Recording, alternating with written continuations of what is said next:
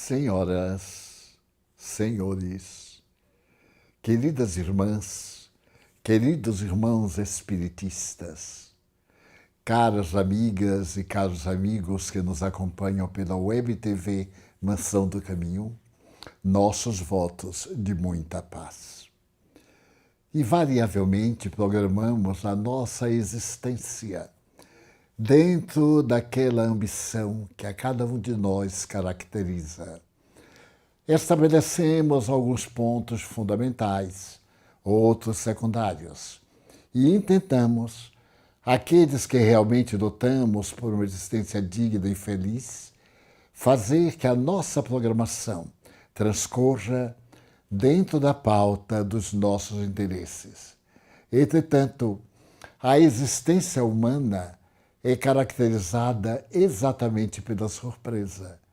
Quando menos esperamos, algo nos sucede que muda completamente a nossa programação. Alguns dizem que são desvios do destino. Nós sabemos que são provas e expiações que resultam das nossas existências anteriores, com a memória das nossas lembranças pretéritas apagada. Transitamos no corpo físico quase que sem um roteiro seguro daquilo que realmente é necessário realizar para o logro da plenitude. Desenhamos alguns incidentes. Muitas vezes acontecem outros acidentes dentro do que prevemos ser melhor para o nosso futuro espiritual. Nesta minha longa existência, tive a oportunidade de contactar com mais de 1 milhão de pessoas, uma a uma. 74 anos de doutrinas expostas em diferentes raízes do mundo, países diversos, sua cultura, suas tradições, seu programa de ação, pessoas parecidas conosco, mas profundamente diversas da sua maneira de viver, hábitos e costumes, e sempre fomos surpreendidos pela inoportuna apresentação do que chamamos inesperado. Hoje eu vou narrar para demonstrar a grandeza da imortalidade da alma, esta base da doutrina espírita, que é confirmar a sobrevivência dos imortais em nosso programa de evolução. Naturalmente, a nossa própria sobrevivência. Eu me encontrava em uma jornada pela América Latina. Havia reservado todo um mês para fazer uma viagem desde Buenos Aires até a cidade do México. Não pude passar pelas Guianas, foi a única exceção, mas por todos os outros países nós fomos atravessando um dia, 2 dias, e de acordo com as circunstâncias, até ficávamos um período maior. Em um desses países, com uma demonstração de grandes alegrias, fomos recebidos com o primeiro grupo espírita que houvéramos fundado fazia anos. Ele crescera e agora já havia adquirido personalidade jurídica. E me haviam solicitado para falar um tema, a reencarnação e os fenômenos que ocorrem na vida. Então, diante de um público expressivo para a cidade a que me refiro, umas 200 pessoas, falamos sobre a reencarnação. A reencarnação é o terceiro pilar da doutrina espírita. Mas para que haja reencarnação, primeiro deveremos conceber a imortalidade. E para que pudéssemos trabalhar a imortalidade, como fez Allan Kardec, um estudo das possibilidades das pesquisas internacionais a respeito da sobrevivência da alma, da opinião de uma de outra religião.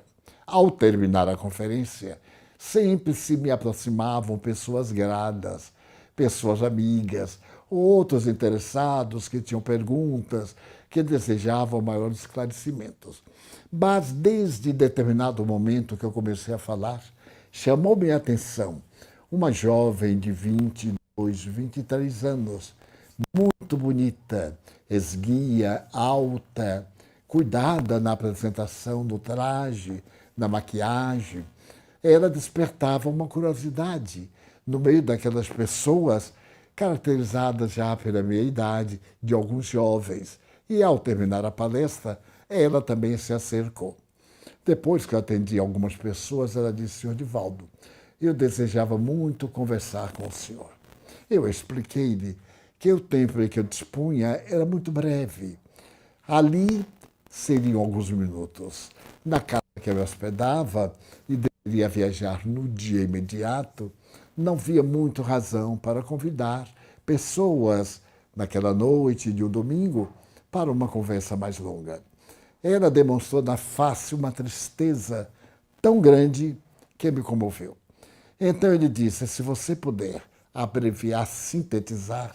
Ela me disse: não posso, porque é a história da minha vida. Eu sou muito jovem, como o senhor pode constatar, mas eu tenho 100 anos de experiências. Eu já passei pelas experiências talvez mais dolorosas que uma jovem mulher pode experimentar. E à medida que ela falava, havia tanta dor na sua voz que eu corri o risco de informar-lhe um momentinho. Eu vou chamar o meu anfitrião e vou perguntar da possibilidade. O meu anfitrião era espírita, compreensivelmente se percebe. E falei-lhe da necessidade de um diálogo mais demorado com ela. E ele disse: olha, depois daqui, nós temos um jantar que amigos nos ofereceram. Só se ela estiver disposta a ir 10 da noite, mais ou menos. Porque já às 10 da manhã, você estará comigo viajando a outra cidade. Ele disse: mas para mim não tem horário, qualquer horário é bom. Pode me dar o endereço e eu estarei lá às 10 da noite. Fomos ao nosso jantar, estivemos com outros amigos, mas havia uma curiosidade interior em procurar ver se poderia ajudar aquela moça. Ela falou com tanta lealdade e havia na sua face tanta verdade que as palavras eram dispensáveis. Muito bem, chegou então o momento em que ela estava na casa do amigo esperando-nos. Havia sido recebida pela genitora do meu irmão espiritual, e quando chegamos foi um grande prazer. Tomamos um ligeiro café e então ela me contou: eu vou tentar sintetizar o máximo. O senhor está diante de uma pessoa muito infeliz.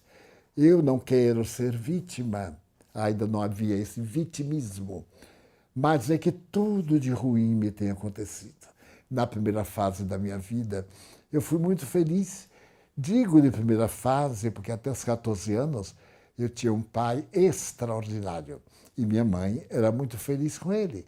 E nós vivíamos no verdadeiro paraíso. Aos meus 14 anos, papai faleceu. E então a nossa vida mudou radicalmente, porque mamãe fez uma depressão cruel. Alguns meses ela esteve no médico, no psiquiatra, que a encaminhou para um psicoterapeuta. E depois, esse psicoterapeuta começou a frequentar a nossa casa. E demonstrou por mamãe um afeto inesperado, no que ele foi muito correspondido. Ainda não fazia um ano da desencarnação de papai e ele veio morar conosco. Até aí tudo muito bem. Era um homem educado, relativamente jovem, devia ter uns 40 anos no máximo. E então nossa casa passou a ter outro tipo de experiência doméstica. Por mais amado que ele fosse, por mais que ele amasse minha mãe, naturalmente a saudade do meu pai, os nossos hábitos foram todos modificados. Mas o que é curioso é que ele manteve uma certa afinidade comigo, dizia, ou teve assim a necessidade de interagir um pouco comigo para também aliviar as dores de mamãe. Conversávamos e certo dia em que eu não esperava, eu acordei com ele dentro do meu quarto. A nossa casa era uma mansão muito grande aqui na cidade. Na área das mansões, um bairro elegante. Então eu tive um choque. Imagine o senhor, que eu estava com 14 anos, e aquele homem, altas horas da noite, ele se aproximou de mim e me violentou. O senhor não pode imaginar, porque eu desejei gritar, ele me asfixiou quase, ameaçou bater-me, matar-me. Eu notei que era um doente mental, ele estava totalmente transtornado e sem que eu pudesse evitar ou criar uma situação ainda muito pior, ele me tornou profundamente infeliz. A partir daí, ele passou a ser um visitante periódico da minha habitação. Eu consegui aguentar por alguns dias, até mesmo alguns meses. A mamãe notou a minha mudança, a minha ira mal contida, e pedia para que eu dissesse o quê?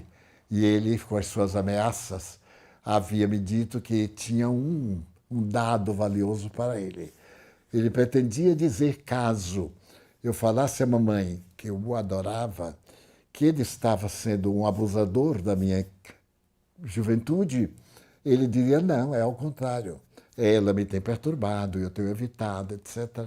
E ele tinha certeza que a mamãe optaria por ele. E foi verdade.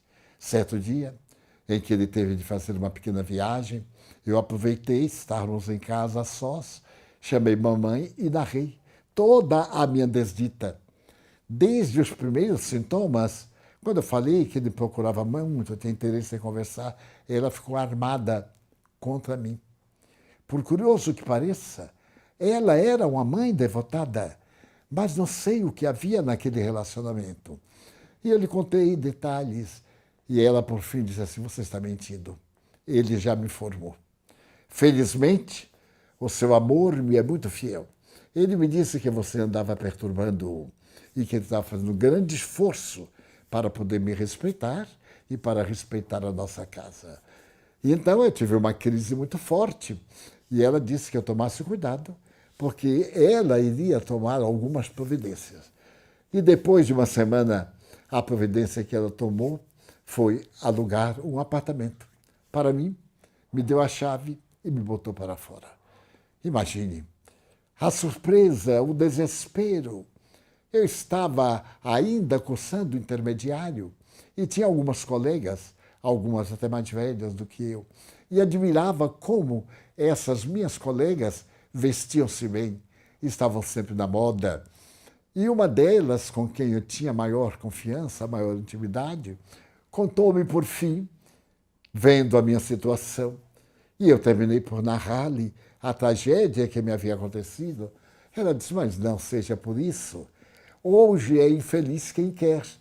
São acontecimentos da vida. Aproveite da oportunidade para você ser independente. Sua mãe tem independência econômica e tem o dever de lhe ajudar. Mas na hora que você conseguir a própria independência, eu lhe falei que seria impossível. Ela disse que não. Sugeriu que eu desistisse do apartamento e fosse morar com ela no seu apartamento. E então, eu, não sabendo a diretriz a tomar e sem capacidade de gerir a minha vida a sós, fazer compras, procurar viver, eu optei por ficar com a minha amiga, que era uma jovem de 18 anos. 18 anos. Parecia, no entanto, uma mulher de idade madura.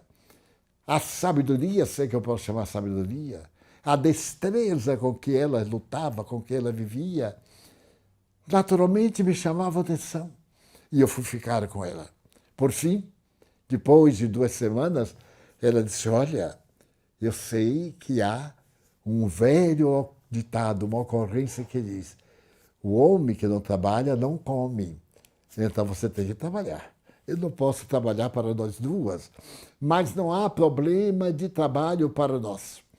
Nós temos aqui uma casa respeitável, onde nós nos tornamos acompanhantes de pessoas solitárias. É uma profissão nova que apareceu nos Estados Unidos e no mundo inteiro. E então você, que ainda é muito jovem, vai despertar um interesse muito grande. E eu pergunto, mas acompanhar como?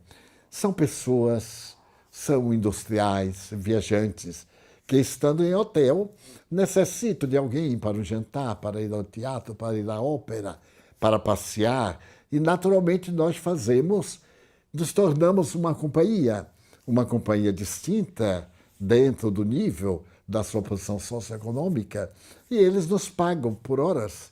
As horas que passarmos, os dias, então somos regiamente remunerados. A instituição ganha uma parte e nós ganhamos outras. Você veja, agora mesmo eu acabo de comprar um automóvel.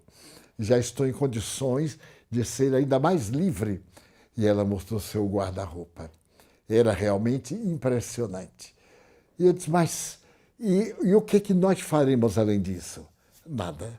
Se naturalmente for necessário algo mais, a depender das circunstâncias, nós podemos nos tornar acessíveis.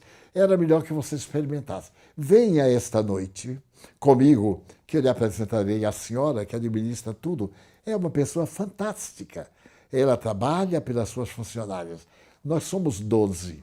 E então você é a mais jovem de nós. Vai nos roubar, talvez, os pratos mais preciosos. E assim, com um tom de brincadeira, ela me levou e eu percebi que era um prostíbulo. Fui muito bem recebida, tratada com certo carinho. A senhora era encantadora. Ela mostrou-me os álbuns, as habilidades de união sexual de algumas jovens que se permitiam maior convivência com os seus convidados, com as pessoas que acompanhavam. E foi tão gentil que eu terminei por narrar a minha própria tragédia. E ela me disse, não é uma tragédia, é algo muito desagradável, mas você é bonita, é jovem, está estudando. Pode ter uma vida muito bela e ganhar o seu futuro. A partir de certa idade, você escolherá com quem deseja casar-se e já terá independência para uma vida nobre, uma vida honrada. Volte aqui, acompanhe. E eu voltei pela tentação e a curiosidade. E terminei fazendo parte do grupo de acompanhantes. Recebi algumas instruções. Fui levada antes ao ginecologista, que me deu orientações próprias, e a partir daí eu comecei a ser a acompanhante de classe de alguns clientes com quem a senhora tinha relacionamento. Mais ou menos uns 3 meses depois, eu tive a oportunidade de receber um cavalheiro que até hoje me impressiona. Era um homem já de certa idade. Ele tinha um semblante muito triste. E ele veio, tinha visto a minha fotografia e desejava ter um encontro comigo. Na sala de recepção, ele alugou uma mesa. A sala era muito bela. Parecia uma das velhas salas de festas das mansões antigas. Ali estávamos todas nós como ornamentos vivos. E ele, depois das primeiras palavras, de me declarar o seu nome, a sua posição social, de me dizer que vivia na cidade, ele me contou que estava passando por um problema muito sério. A sua esposa, desde há alguns meses, estava com um problema na saúde, o que impossibilitava um relacionamento mais profundo, uma comunhão, no caso de marido e de mulher.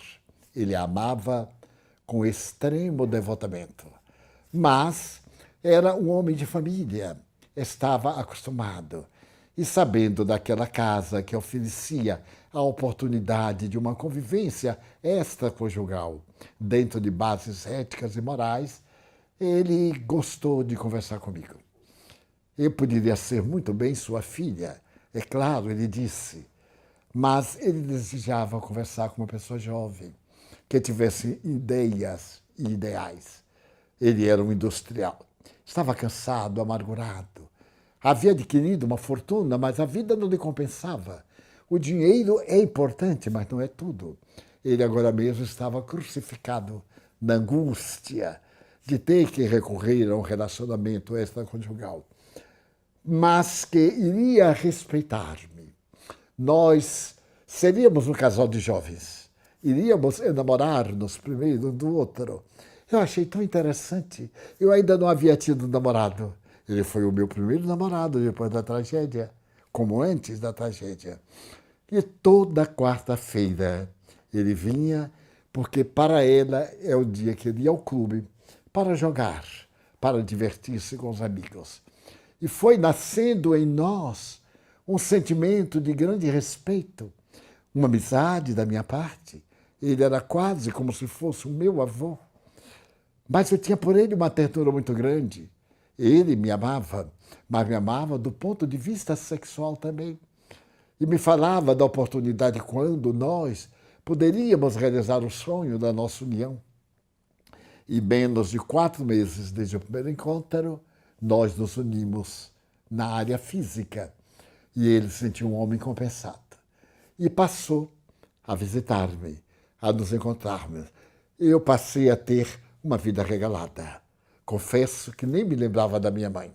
E muito menos do bandido, que agora estava explorando-a.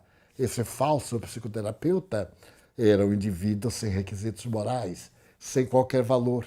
E mamãe, eu soube, andava encantada. Ela dizia a muitas amigas que eu viajei e ao retornar eu quis ter independência e ela concordou plenamente. Na nossa mentalidade, nada mais é surpresa para a sociedade. Porém, certo dia, ele me falou tanto da esposa e de ver que ela não estava bem e que ele tinha ocultado o nosso relacionamento. Não deixava transparecer que agora estava mais feliz.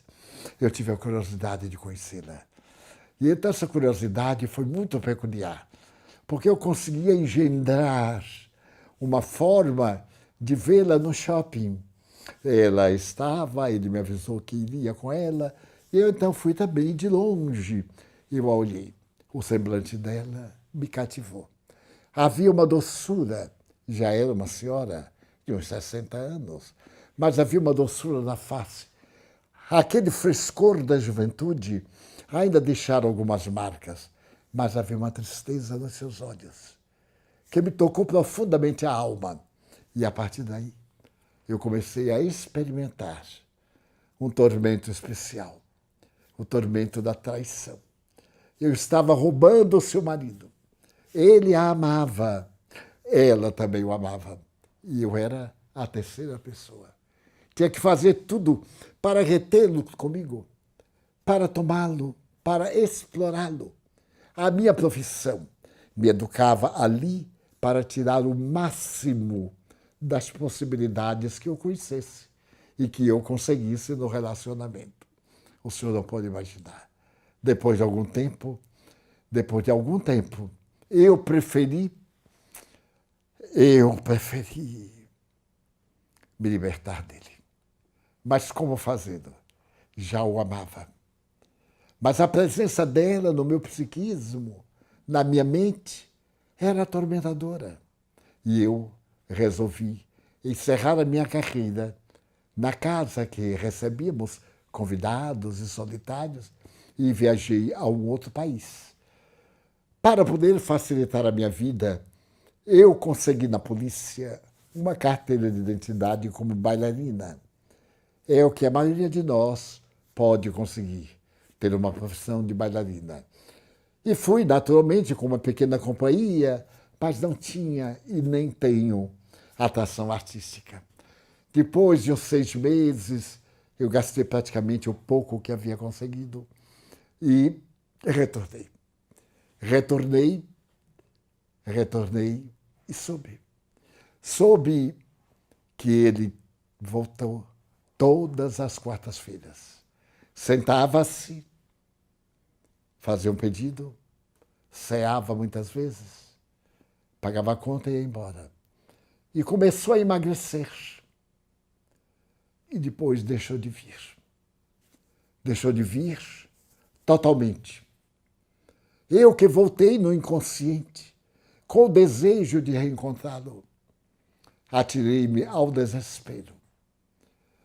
E comecei a ter verdadeiras crises nervosas e a usar cocaína. Era um tormento. Era um tormento. Ninguém sabe do sofrimento das criaturas humanas. O rosto bem maquilado e a alma atormentada. Nessa ocasião, eu preferi agir por conta própria. Saí da casa que me albergava e passei a viver experiências solitárias. Uma vez fui levado ao cárcere. Não porque estivesse fazendo qualquer coisa irregular, mas porque era uma técnica da polícia. Prendiam-nos para nós pertencermos ao seu quartel. Então ficávamos vigiadas. Aquelas que tinham seu protetor, esse se encarregava de zelar pelas suas vidas e evitar os exploradores. É um comércio terrível.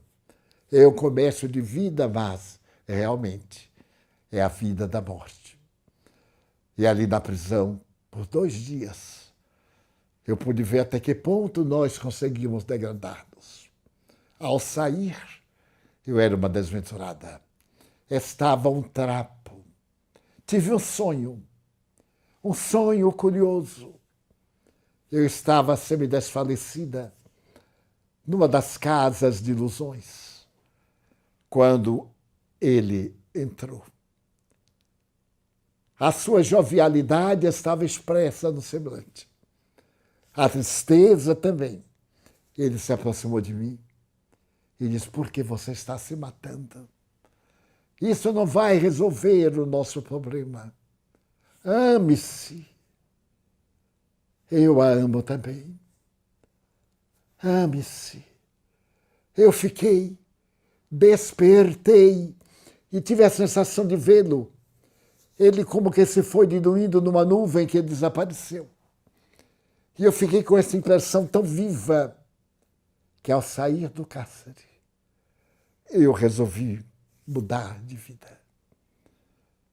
Passei a ter uma vida digna, a viver com as poucas moedas que ainda me restavam. Até que certo dia eu resolvi visitar a sua viúva.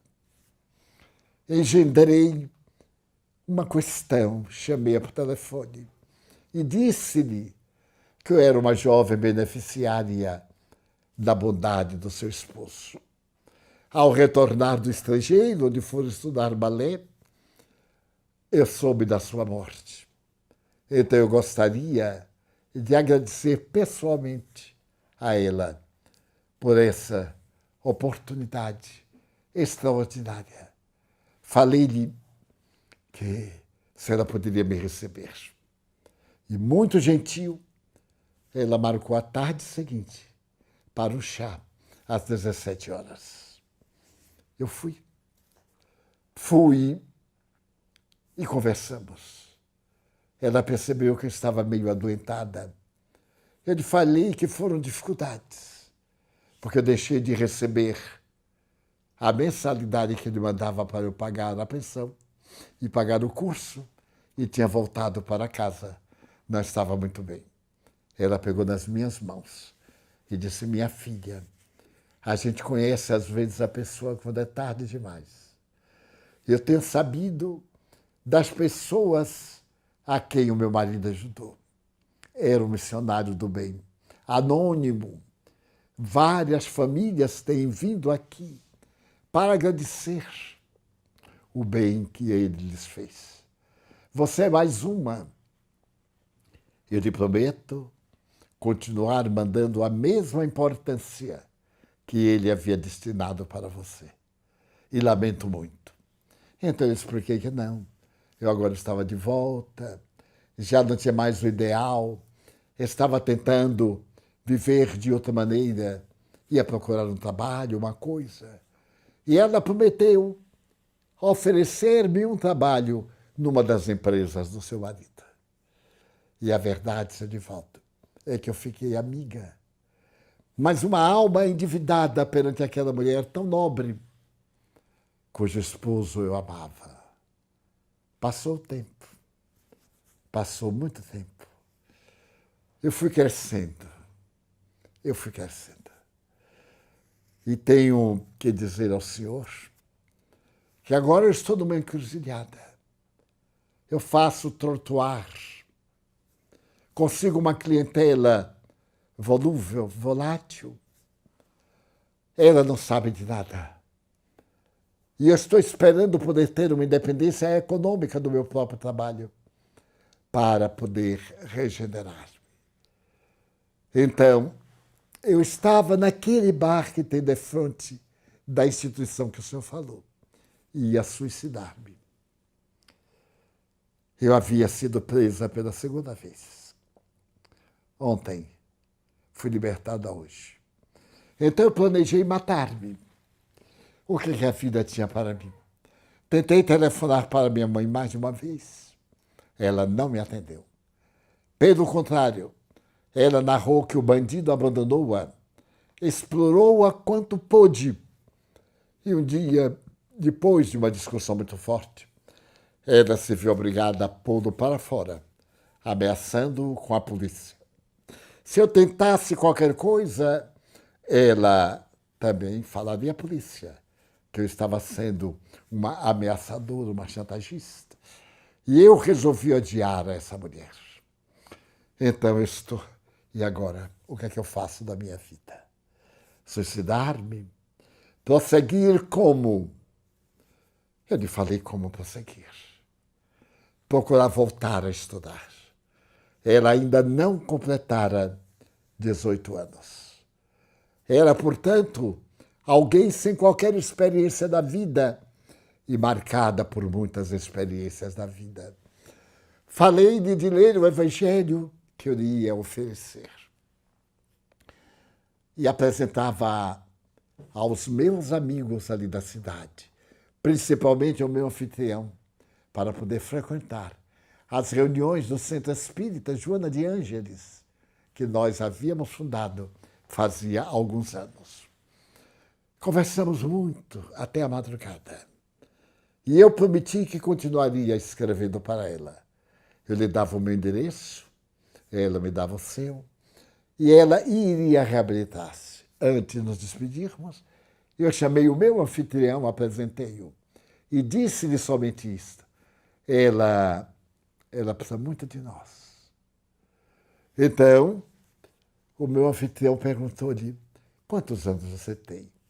17. Você é órfã? Ele disse, é tão difícil explicar. Eu disse, como se fosse órfã. E o que é que ela faz na vida? Ele era juiz de direito.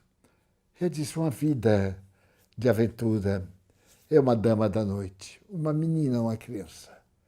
E ele disse-lhe, se a minha mulher tiver qualquer afinidade com você, e eu lhe pedi para vir morar conosco, você aceitaria?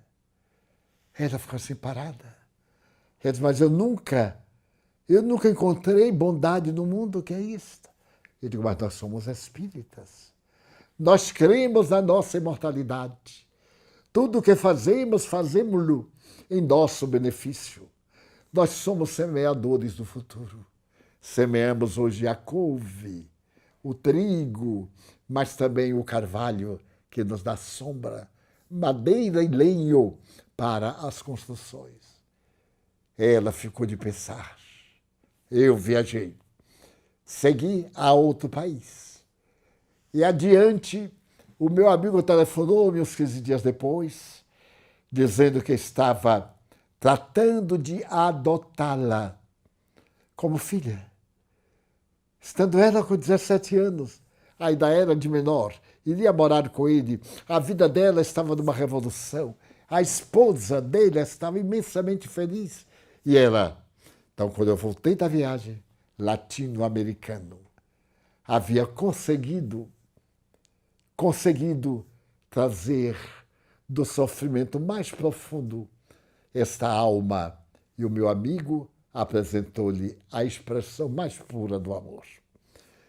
Ela continuou com ele pôs-la a estudar. Passou um ano, passaram 4 anos. E certo dia eu recebo dela uma carta. Ela dizendo que desde aquela época inicial estava frequentando o Centro Espírita Joana de Ângeles. Eu me senti profundamente gratificado, porque a sua carta é uma beleza, tanto do ponto de vista literário, como do ponto de vista sociológico. Mas ela tinha uma novidade a me dizer. Estava agora com 23 anos.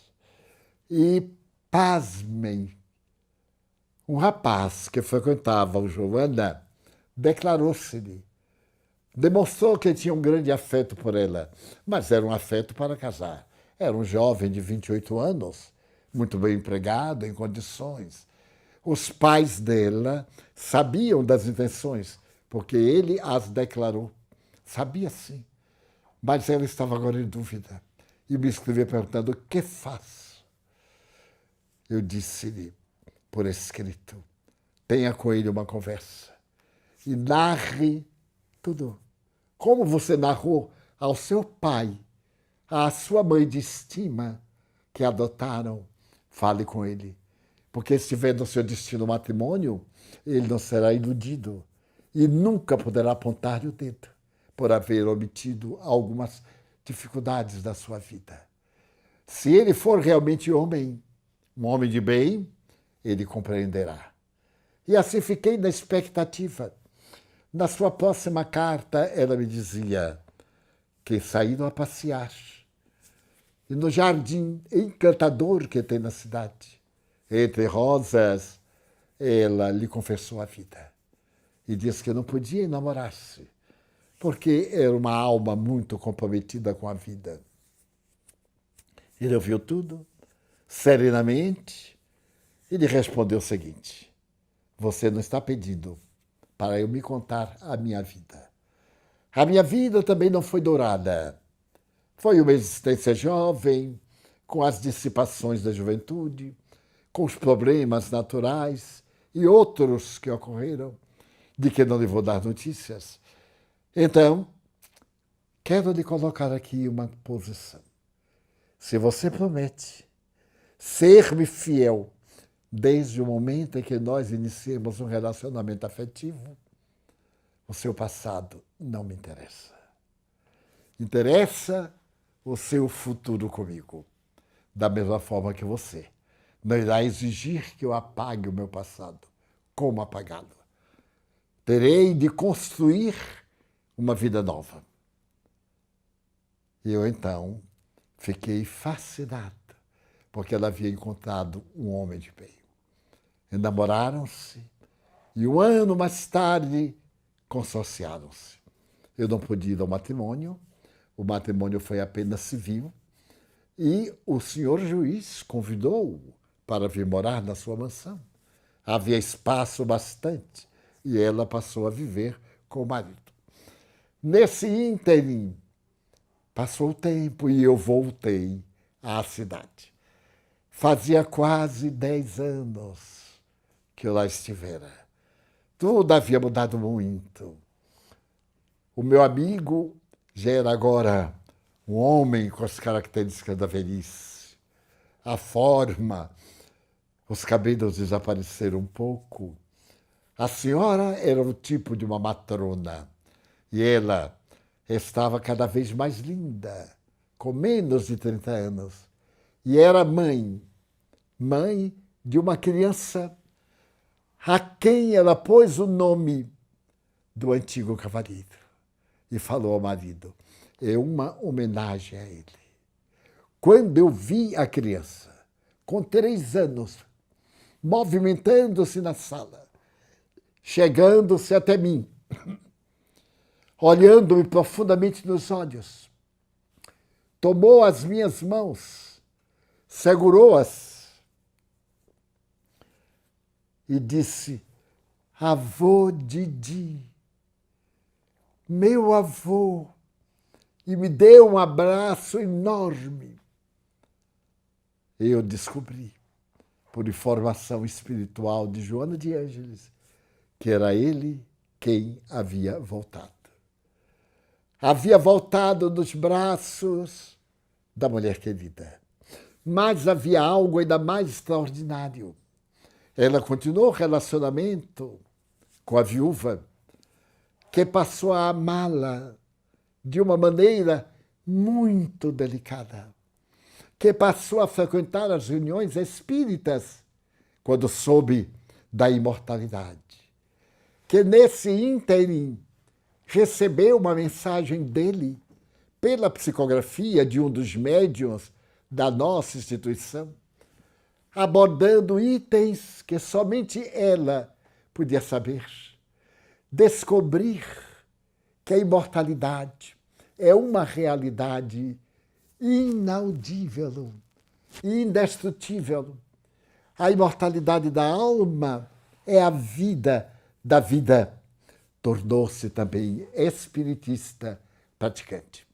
E quando nasceu a criança e passou a ter o seu nome, a senhora veneranda, agora septuagenária, fazendo o seu testamento, tornou aquela criança a herdeira de todos os seus bens. Não havia tido filhos, não tinha parentes muito próximos, pais já haviam morrido, irmãos. E então, o que é de impressionar? Na imortalidade é a lei da reencarnação. Ali estava ele para unir os bens que havia acumulado na anterior. Ia desfrutar agora, depois que o amor abandonou a faceta da carne para ser amor transcendente da vida, daquela antiga jovem da ilusão, que era também portadora de sentimentos nobres. E ele, na sua angústia, havia encontrado reconforto e confiança. Estava ele recebendo e dando carícias à sua mamãe, recebendo e dando carícias à sua antiga esposa, na condição agora de madrinha espiritual. A vida é muito curiosa. Das suas características, cada qual bem típica, ela se refaz e ela se faz. Somos construtores da nossa vida. Estamos diariamente construindo. E não pode haver uma meta mais notável do que a da imortalidade da alma.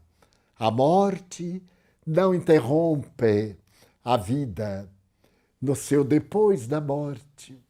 Leon Denis tem a ocasião de dizer que nós olhamos um cadáver sobre a mesa de mármore fria, ou de madeira, onde quer que seja, e começamos a falar.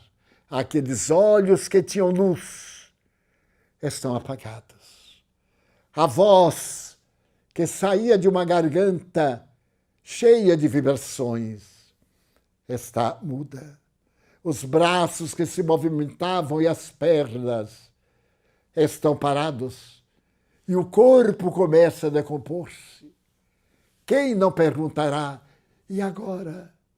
Será que a vida se extingue neste momento? Ou se abre uma outra porta na direção da imortalidade? E Leon Denis diz-nos: alegrai-vos, rejubilai-vos, porque aqueles que pensáveis que estão mortos, eles vivem, estão convosco, confortam-vos nas horas difíceis, alegram-se com os vossos júbilos e choram com as vossas lágrimas. O Espiritismo, a doutrina que demonstra a imortalidade, sem nenhuma possibilidade de haver equívoco ou de haver fraude, é o Consolador que Jesus prometeu. Quando Jesus se despedia da humanidade através dos discípulos em Jerusalém, na última viagem que fez, e falou do seu sacrifício, do holocausto a que seria submetido, os discípulos pediram: não nos deixes órfãos. Se tu te vais, com quem ficaremos? Se contigo somos tão frágeis, sem ti, que será de nós? E Jesus, olhando para Pedro, frágil, que eu iria negar na noite seguinte, disse: eu não vos deixarei órfãos. Eu rogarei a meu Pai, e ele vos mandar o Consolador, o Espírito de verdade, que o mundo ainda não conhece, porque não o pode entender. E ele virá para repetir as minhas lições, aquilo que eu disse e que certamente esqueceríamos, e dizer coisas novas que ainda não podeis suportar. Esse Consolador que Jesus prometeu no século XIX, no momento em que a filosofia delirava e os conceitos materialistas tentavam esmagar a fé tradicional, surgem as comunicações espirituais através das mesas girantes em Paris, através dos toques em Hydesville, no estado de Nova York, nos Estados Unidos.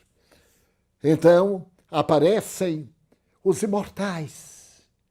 Eles estão de volta. Eles trazem a notícia da sobrevivência. E Allan Kardec, o professor Rivaio, reúne os ensinamentos obtidos durante 5 anos. Durante muito tempo, por uma família amiga na Maiorca. E então apresentam o Livro dos Espíritos, este manancial de bênçãos, em que Allan Kardec, utilizando o método platônico de perguntas e respostas, desvela o mundo da imortalidade, dando-nos a certeza de que a nossa vida tem um sentido, e esse sentido é o sentido que vale a pena. É esse sentido de lutar, de viver, de experienciar as bênçãos e de poder produzir para o nosso próprio bem. Retificando, o casal Baudin não veio da Maiorca. Dessa maneira, a doutrina espírita chega à Terra como o consolador de Jesus, porque não há nenhuma dor mais doída do que a dor da morte. É uma dor sem consolo, sem conforto, que é somente quando se tem a esperança do seu prosseguimento, de que nós vamos encontrar aqueles a quem amamos. Vamos dar continuidade aos nossos trabalhos de crescimento espiritual, e que um suave conforto toma conta do nosso coração. Quando eu tive a oportunidade de ver minha mãe desencarnando, ver o espírito deslocar-se do corpo, e uma semana após, a oportunidade de vê-la como era aqui na terra, com o vestido que eu lhe houvera doado tecido. Ao apresentar uma palestra, ela me aparece e diz: fale, meu filho, da imortalidade da alma. Diga a esta gente bondosa que veio ouvir que ninguém morre. A vida é indestrutível. Fale-lhes de que a saudade pode ser minorada quando continuamos a laborar em memória daqueles a quem amamos. Se a pessoa sente a saudade tormentosa e o guante da dor lhes facela o coração, ame em homenagem ao ser que agora está esperando o retorno para que o reino dos céus se estabeleça nos corações. Então Allan Kardec pergunta: que tem o materialismo a dar? Dizer que houve a consumpção de tudo, que a vida degenerou e aniquilou-se. Por quê? Porque somente a alma está fadada a aniquilar-se. Tudo são transformações. Nada se cria de novo. Não surge nada de novo senão em processos químicos, atômicos e outros, em que as micropartículas se apresentam em outras formulações, e nós vemos que tudo na Terra é eterno, desde Deus, e é imortal como as criaturas humanas. Quando sabemos que há toda uma lei de evolução, A pedra vibra, tem o psiquismo. Ainda diz Leon Denis. O mineral coeso está no processo de evolução. No vegetal, a seiva tem vida. E esse psiquismo, essa energia vital que vem de Deus, se aprimora. E no animal, ela tem um instinto para no ser humano raciocinar. Mas não para no ser humano. Ela evolve. Ela vai diretamente ao ser angélico, ao arcanjo, ao infinito, que a nossa imaginação não pode penetrar. Por que deveria morrer, desaparecer, ser apenas a matéria que se autofez por um capricho da inteligência do destino? O Espiritismo veio, pois, confirmar o que Jesus demonstrou. Eu voltarei da tumba. 3 dias depois, foram tomadas todas as providências para que ele não ressuscitasse. Foram colocados soldados na tumba que pertenceu a José de Arimateia. E apesar de tudo, a pedra de Mó estava corrida. O túmulo estava aberto com os panos que o envolveram. E ele aparece a Maria de Magdala para dizer: vai e dizem aos teus irmãos que eu voltei, conforme havia prometido. Essa bênção que a doutrina espírita nos oferece é imensurável, porque nos dá vitalidade para a luta e nos mostra que nos encontramos na indumentária carnal, como uma roupa que está no corpo e que ficará despido, sem perder os seus valores intrínsecos. Então, nós vamos encontrar o fato diário. No caso narrado, ele voltou para despertá-la através do sonho. E Kardec nos fala das comunicações espirituais através do sono. O sonho não é o mergulho apenas no inconsciente. Além do inconsciente, há o ser absolutamente consciente, sem a necessidade do cérebro para poder pensar. Nos casos de quase morte, em que os indivíduos estão com o cérebro totalmente paralisado. Quando retornam, dizem, apesar do cérebro morto, entre aspas, eu pensava, eu me utilizava do raciocínio, eu acompanhava as pessoas, eu participava dos eventos, eu estava presente em todas as situações, demonstrando a total independência do espírito às condições mais fortes da injunção da matéria.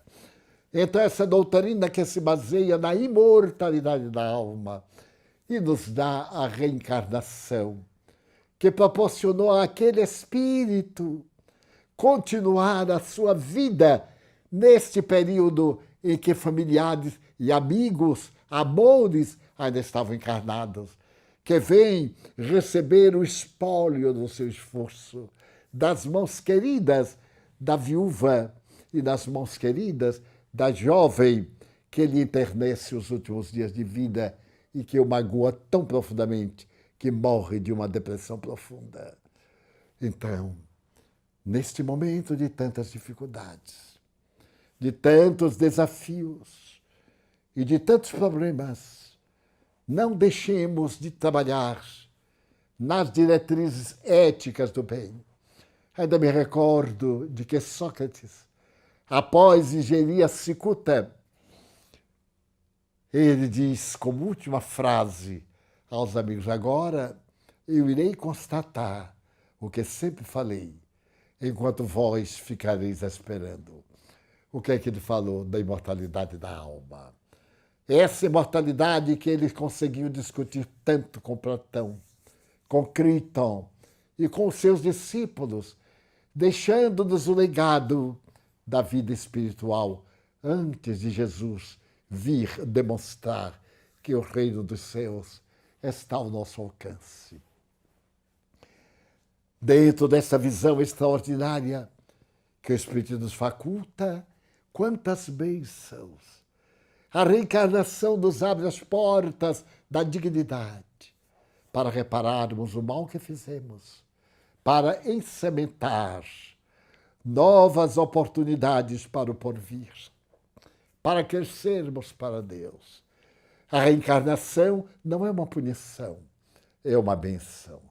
Conceder àquele equivocado o ensejo de reparar, de crescer para Deus, constitui um ato de infinito amor, ao invés da punição, que não ajuda em nada. Num dos livros belos, O Céu e o Inferno, Allan Kardec aborda com tanta beleza essa questão, quando ele tem a ocasião de falar do Código Penal da vida futura. E nesse item do mal que nós fazemos, e nós fazemos-lo sempre intencional ou não intencionalmente. Nós nos deparamos com a realidade, eu fiz o mal a alguém. E agora? Ficar lamentando o mal que fez? Arrepender-se. É o primeiro passo. Arrepender-se do mal que fez. Mas o arrependimento não paga a dívida. É necessário ir além, sofrer, experimentar a angústia de saber que prejudicou a outrem. O arrependimento abre a porta desse momento grandioso que é o da nossa purificação. Arrependo-me, sofro a angústia de ter sido instrumento do mal, mas isso não basta. Reparação. Reparar o mal que fiz através do bem que ele possa fazer. Doar. Doar muito mais. É a grande mensagem do samaritano. O samaritano oferece o judeu que o persegue. A raça que implica com a sua raça. Na hora mais difícil da sua vida, após ter sido assaltado. O abrigo, o medicamento, o apoio, a assistência do dono da hospedaria e a garantia de que ele poderia ficar ali quanto fosse necessário.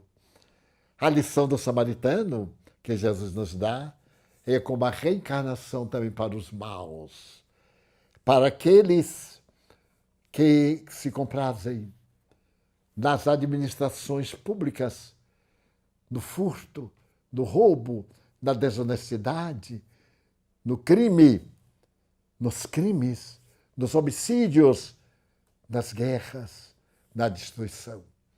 É também filho de Deus.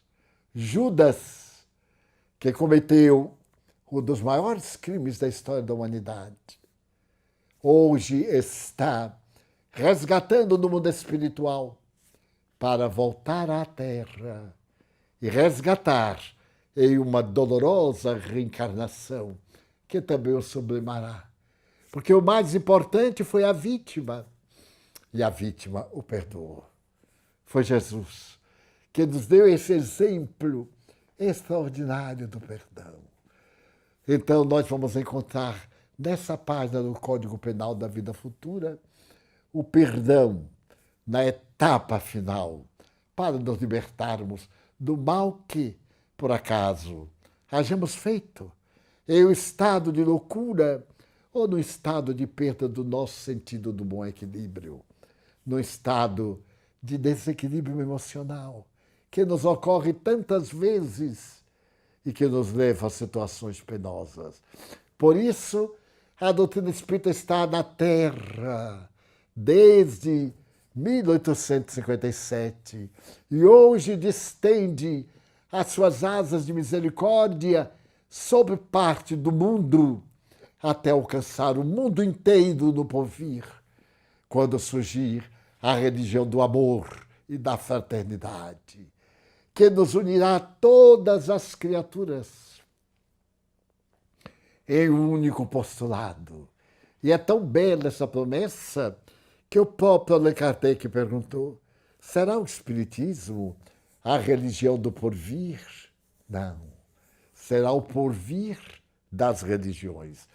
O Espiritismo vai explicar o porquê da dor, do sofrimento, do abandono, de todas essas tragédias do cotidiano, através da lei, do ir e voltar, das sucessivas reencarnações. O Espiritismo vai nos falar da comunicação que prova o mais além e vai explicar as doenças, essas doenças terríveis que o indivíduo já nasce, congênitas e irrecuperáveis, processos de resgate. E sempre nos acenará com alegria a oportunidade de recomeçar o caminho 1000 vezes, para que o sonho da felicidade se complete, além daquela perspectiva que temos de encontrar a alegria de viver. Nestes dias de tanta dificuldade, quando a terrível pandemia do Covid-19 nos ameaça com as suas mutações e as criaturas desarvoradas retiram a máscara protetora, formam aglomerações que permitem o contágio devastador, sem um respeito pelas leis de causa e efeito.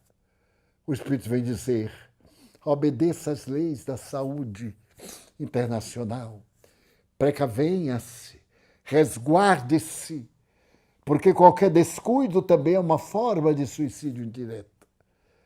E ame a vida, ame-se, propagando as suas esperanças, as suas alegrias e todas as ansiedades do seu coração. Recordando-me, faz muitos anos, numa viagem em que desejava levar a palavra da doutrina espírita a todas as nações da América Latina, nas suas capitais, 1969, a figura dessa jovem que já desencarnou. Ele hoje é quase um ancião, é um homem de idade, feliz, mantive correspondência há longos anos. Os fenômenos da vida nos distanciaram um pouco, mas sei que ainda é feliz, com seu lar, seus filhos, porque a vida multiplica bênçãos. Então, recordando-me dessa jovem, estoica, cuja mãe feliz tocou-a por alguns momentos de prazeres sensuais, da loucura de uma paixão mórbida. Tenhamos muito cuidado com as nossas paixões, as nossas sensações perversas, as nossas falsas necessidades. Tenhamos muito cuidado ao lembrar-me de que isto está sucedendo hoje, todo dia, em todo o mundo, porque ainda não aprendemos a ciência nem a arte de amar. Com esses dois elementos, a ciência e a arte de amar, nós encontraremos Jesus dizendo suavemente: vinde a mim, todos vós que sofreis. Tomai sobre vós o meu fardo, recebei o meu jugo, porque leve é o meu fardo, suave é o meu jugo. Vinde, eu vos aliviarei. Quando a noite seja muito densa e as dificuldades pareçam não ter solução, quando as portas do mundo estiverem aparentemente fechadas e o abismo abrir-se diante dos nossos pés, não acreditemos que não há chance de sobreviver. Quando o socorro da terra não conseguir receber-nos, o socorro vem do céu, vem de cima, qual aconteceu ao homem de uma anedota. Atravessando uma ponte, ele defrontou um leão. Desejou retroceder e viu que um leopardo vinha. Então pensou em atirar-se da ponte sobre o rio, e lá estavam jacarés e crocodilos. Ele então se viu perdido, ajoelhou-se para se entregar. Neste momento chegou um helicóptero, jogou a corda e salvou. Quando a terra fechar-nos todas as portas, o Senhor da vida mandar-nos-á um espírito bom, um anjo tutelar, a tirar-nos a corda da plenitude, e nós seremos muito felizes. Muito obrigado.